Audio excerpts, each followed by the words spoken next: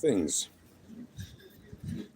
In this particular video, I'm going to go over what has been happening in Israel on the border with Lebanon and the tremendous amount of rocket fire that's been going back and forth between the two countries over the past 10 months, and the extremely dangerous situation that was averted in Israel yesterday, early in the morning Israel time, when the Israeli Air Force managed to preemptively strike the Hezbollah launchers, and an estimated 6,000 of the Hezbollah rockets and their launchers were destroyed practically instantaneously when 100 Israeli Air Force jets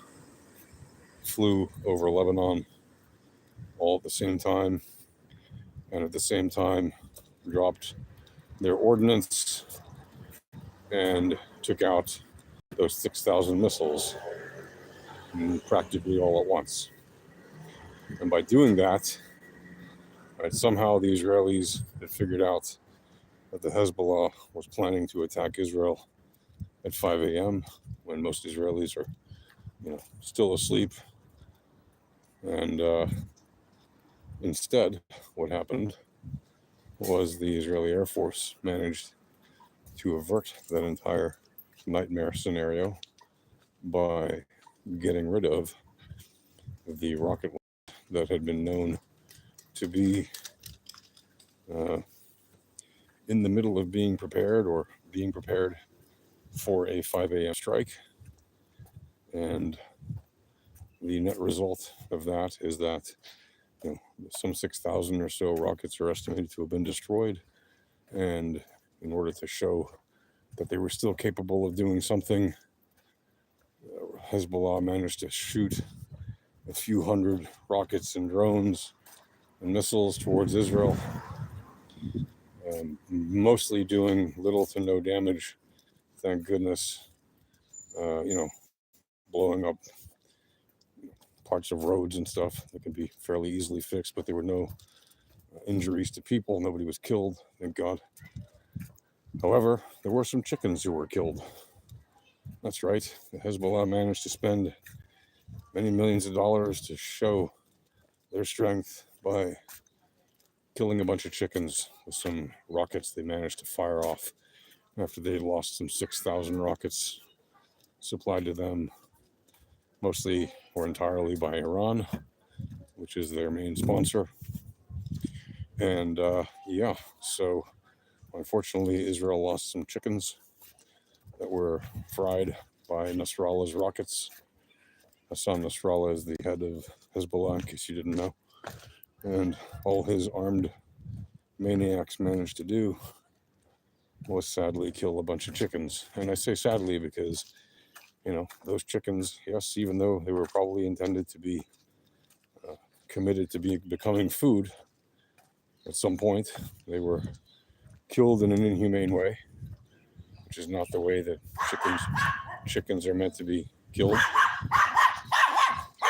nor any animal that is turned into food, for that matter. Every animal deserves to be treated humanely from the time it is conceived and born until the time it is put to its end to become food, right? If it's an animal intended to be food, like a chicken. So it's with no, yes, I get it, the memes are funny, right? A bunch of Hezbollah fried chicken memes we've been seeing spreading around the Arab world and in Israel and around the US and stuff, kind of mocking Hassan Nasrallah and his Hassan Nasrallah's famous, now infamous, fried chicken raids against Israel. Right? I get it, it's funny, but I also feel bad for the chickens who were living their best life, guys, chickens, and who suddenly perished because of terrorist rockets. And I know it sounds funny, what are you talking about? This is a joke or what? No, Hezbollah did manage to kill some chickens. And while that may seem ridiculous to some people, It's not ridiculous to me. You know, yes, those animals again were destined to become food, most likely.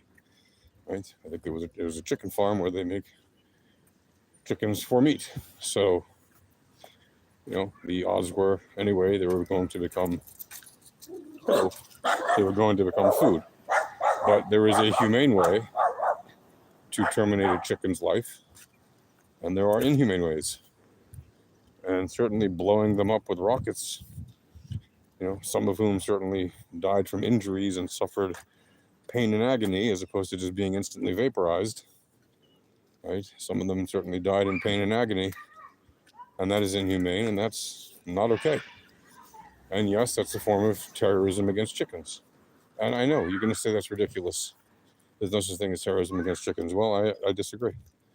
And if you harm an animal in an inhumane way, and you indiscriminately shoot ordnance at civilian areas with just the sole intention of just causing as much destruction as you can, just because your military, or armed terrorist group got its butts kicked by a well-disciplined military,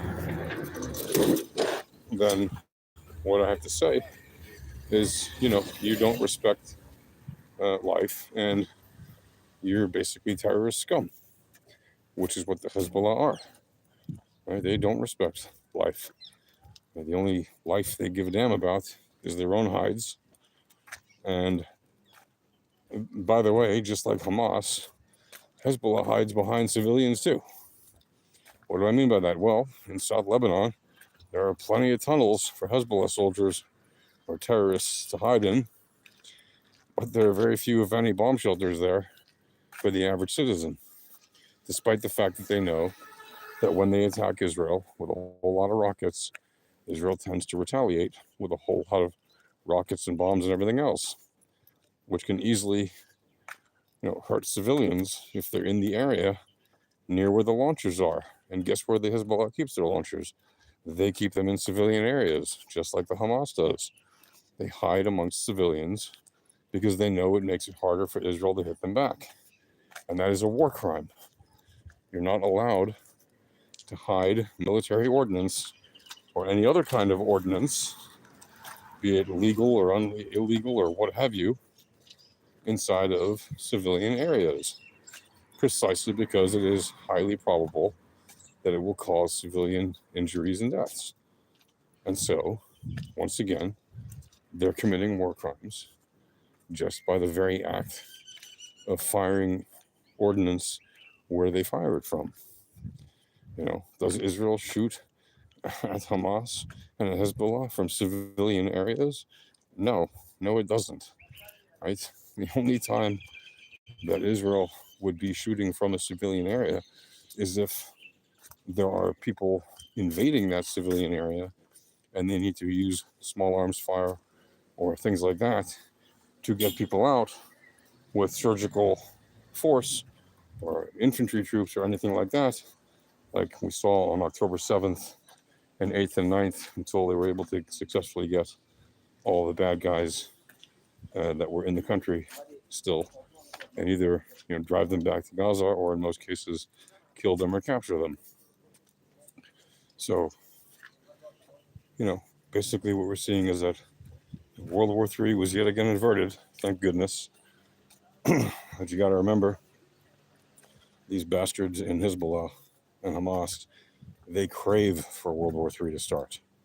They have a bloodlust fever dream of killing Jews and Israelis. That is literally their mantra, their slogan, their hope every day. They want to kill people. They want more death. They want to see an apocalyptic version of history happen. And Israel does everything it can to avoid that, which is why Israel is quite literally the vanguard of the West, upholding Western liberal values and democracy, free speech, freedom of religion, freedom of being who you are. And places, groups like Hamas and Hezbollah are the antithesis of that. They're like the orcs of the Lord of the Rings. And they must be defeated, because if not, well, they're coming for other countries next. They say it all the time. Israel is the first stop, and after that is Europe and America and the rest of the world. So on that note, peace. See ya.